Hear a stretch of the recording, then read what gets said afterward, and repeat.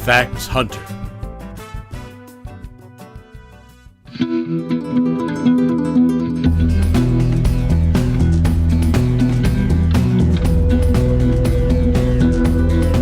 This is the story of a YouTuber who made lying part of his existence. A manipulated conman who, despite being born into wealth and privilege, failed to build a prosperous career and instead became a Russian shill during one of the most destructive conflicts in Europe since the Second World War.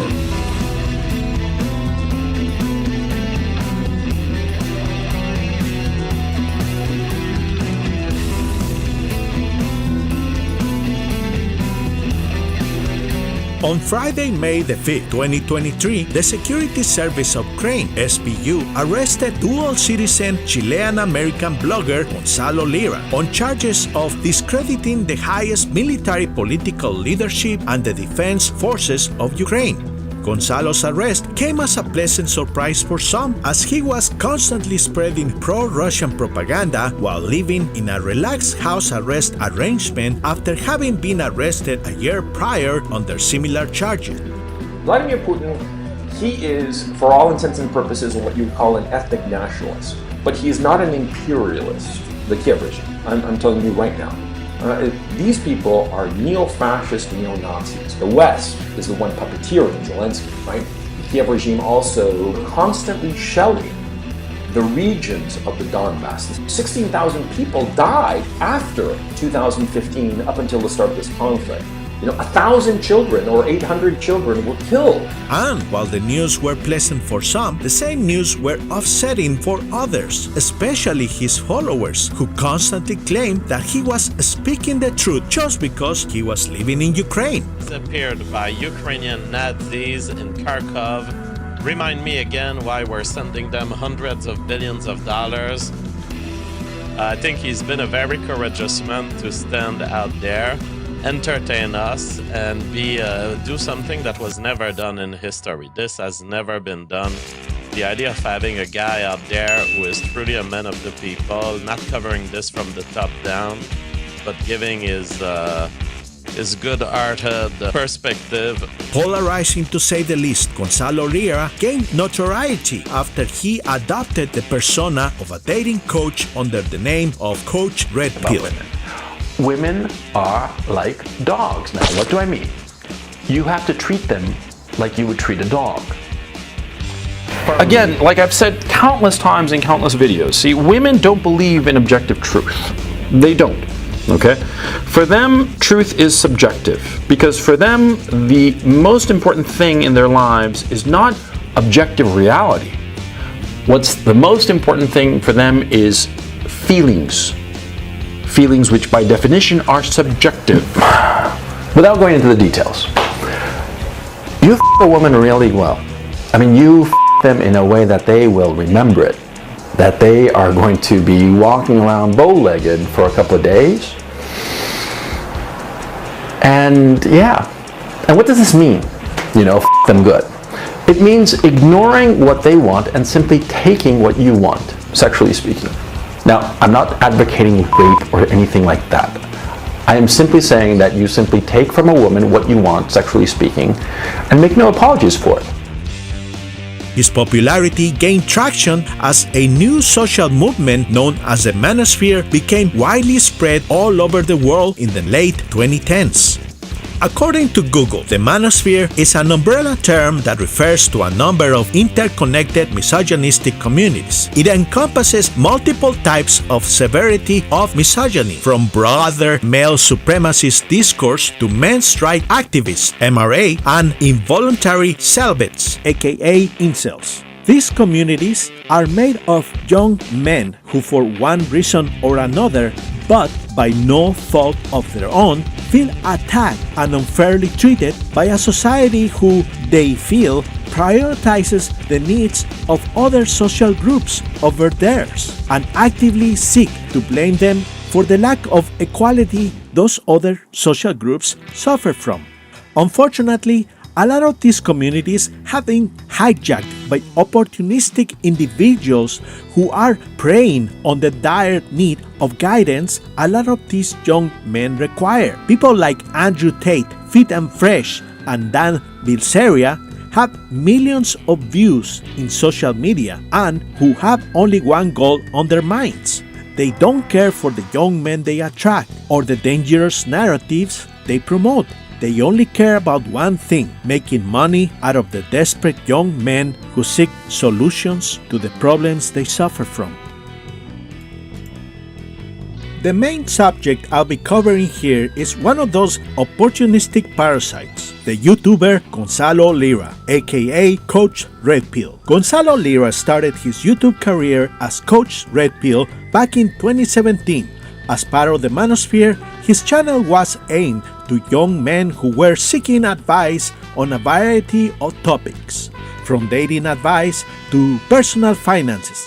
Gonzalo Lira gave the impression of being a successful businessman with infinite experience, which was far from the truth. In late 2018, Coach Red Pill became involved in a YouTube drama with another YouTuber who went by the name Krauts and T. Coach Red Pill became enraged when he discovered that Krauts had Googled him and found Red Pill's real name, a task that Red Pill considered an attempt of doxing. The YouTuber Kraut and T is planning on doxing me, to smear me, push me off the stage because he can't argue face-to-face, man-to-man. Kraut, at heart, is a coward. Doxing means, of course, revealing personal information about somebody who's online. Now, I know for a fact that he's going to dox me because he said so. He said that he's going to do a piece about me. And on different streams, he has referenced private information about me. A claim that was questionable, as Krauts had only found Red Pill's real legal name. There can be a debate whether this was a doxing case or not. However, the question is, why did Coach Red Pill become enraged for having his real name revealed? Oh my god, the fact that I gathered this data on Coach Red Pill is gonna bite me in the fucking ass because he knows I gathered it. Where the fuck is Jeff Holiday now? Is this Sargon telling me to stay in my place? Jeff. The data I gathered from Coach Red Pill is now being used against me. They think. What do you mean? That's the thing. Like the first thing he brought up. Why are you gathering private information? Like for example, on Coach Red Pill. It's not private information. Gonzalo lashed out at people he accused of attempting to smear him. But why such anger? Why lash out if Lira himself didn't put enough effort into hiding his identity by leaving his home address in his Patreon page and his legal name in some of his videos in the form of a copyright label with information publicly attached to his name? Fuck that shit. Most of the shit that happened to me 7 months ago centered around Braving Ruin and this guy, who calls himself Coach Red Pill. And it is arguably this guy who is the biggest piece of shit I have ever encountered anywhere at any time. And I will show to you why. The entirety of the drama around him hinged on one accusation by him. That being that I had doxed him. That I dug up his real name by some illicit scheme and dark ways to fuck him over. The problem with that is, his real name literally was in the description of his YouTube channel. Not once, but 3 times. In his email, in his Patreon, and in the pathetic signature he leaves in the description of his channel. He ends every video with a copyright notice from a company that, if googled, leads directly to his name. He even made a video titled "In His Address." And when I happened to google that name and the company and Braving Ruin did his drama, he deleted his name and claimed they were never there. What this moron doesn't know is that I made an archive before he deleted it. He lied, and he lied for one single purpose. He lied to get attention so this fucking loser could attempt in some way to be the pathetic pathetic e-celeb that his talentless, worthless boomer ass will never be. This asshole ends every single video of his with a copyright note to a company that he claimed would never track back to him. However, it immediately leads to his name when googled. So, a compulsive liar who lies his way through this platform for the sole purpose of sucking whatever attention he can get out of anything. Now, the question arises, why will Coach Red Pill get enraged for having his name exposed to the public? Why will Coach Red Pill show his face on camera and then start crying foul for having the world know that his legal name is actually Gonzalo Lira Lopez? Well, the answer can be found on his Wikipedia page. When you scroll down to the reference section, you'll see that there is a link that takes you to an archive page full of all newspapers and magazine articles. These articles are in Spanish, and apparently nobody has made a video about them until now. And boy, is there a bunch of information to talk about. By reading these old articles, I was able to build a time frame that tells the life story of Gonzalo Lira. And the story is quite interesting, as Gonzalo is an example of a wasted opportunity. So buckle up, people, because I'm gonna be taking you through what I call the deconstruction of Coach Red Pill, an American parasite. Quick disclaimer, these articles were written by multiple publications at a time Gonzalo Lira thought he was building a legacy of his own. So these are his own words. Some comments can be interpreted in multiple ways, but when everything is put together, it is unavoidable to paint the portrait of a man who is opportunistic in nature and unethical to a criminal degree. Thank you for your understanding, and let's get on with the show. Hello and thank you for watching. This video is the prologue. Originally, my intention was to combine the prologue and chapter 1 into one video. However, because the script that I've written is over 40 pages long, I decided to split the prologue into one video and chapter 1 into another video. Hopefully, I should be able to finish chapter 1 by next week.